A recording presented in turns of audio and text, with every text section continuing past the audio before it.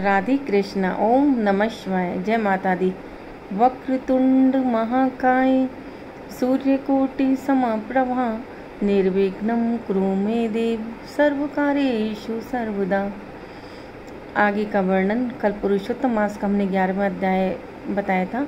आज 12वां अध्याय आगे का हम सुनाते हैं। शंकर भगवान के चले जाने पर वह बाला कांतिन श्वास पर श्वास लेती हुई भयभीत होकर आंखों में आंसू लाकर रोने लगी। इसी प्रकार दुख से बहुत सा काल व्यतीत हो गया। फिर वह तपस्वी भी बलवान काल के वश में हो गई।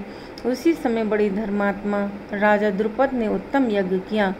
उस यज्ञ के कुंड में से एक कन्या उत्पन्न हुई। वही मेधावी ऋषि की कन्या दूसरे जन्म में राजा द्रुपद की पुत्री द्रौपदी नाम से संसार में विख्यात हुई।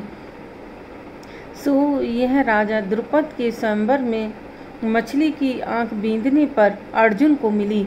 हे नारद, पुरुषोत्तम का अनादर करने से दुष्ट दुशासन ने इसके बालों को पकड़कर खींचा, परंतु उस समय वह बारंबार मेरे नामों को याद करने लगी।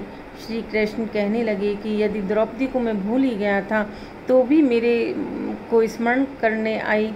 और हे राजन, मैं तत्काल ही गरुड़ पर चढ़कर आया और अनेक प्रकार से खींची हुई चीर को इतना बढ़ाया कि दुशासन उसको खींचता हुआ अचेत होकर गिर गया। सदैव मेरे से स्नेह करने वाली और पतिव्रता को पुरुषोत्तम मास के अनादर से मैंने भी उसको त्याग दिया। पुरुषोत्तम मास का तिरस्कार करने वाली को मैं भी त्याग देता हूँ। इसलिए सब प्रकार से पुरुषोत्तम मास ऋषियों और देवताओं के लिए भी सेवन योग्य है। फिर मनुष्यों को तो अत्यंत ही मनोवांछित फल देने वाला है। इसलिए आने वाले पुरुषोत्तम मास की आराधना करो। 14 वर्ष पूरे हुए, अब सब कुछ अच्छा ही होगा।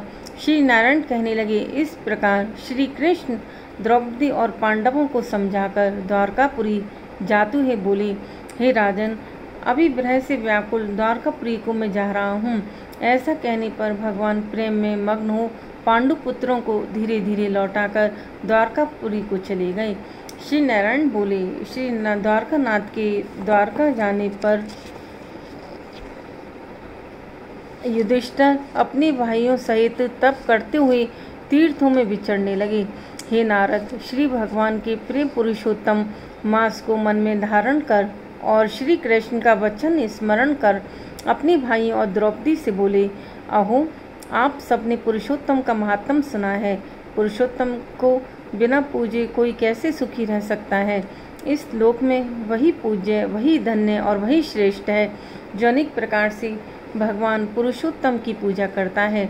इस प्रकार सब तीर्थों में विचरते हुए पुरुषोत्तम मास के प्राप्त होने पर विधिवत उसका व्रत करने लगे और 14 वर्ष व्यतीत हो जाने पर श्री कृष्ण भगवान की कृपा से अकंटक राज्य को प्राप्त हुए।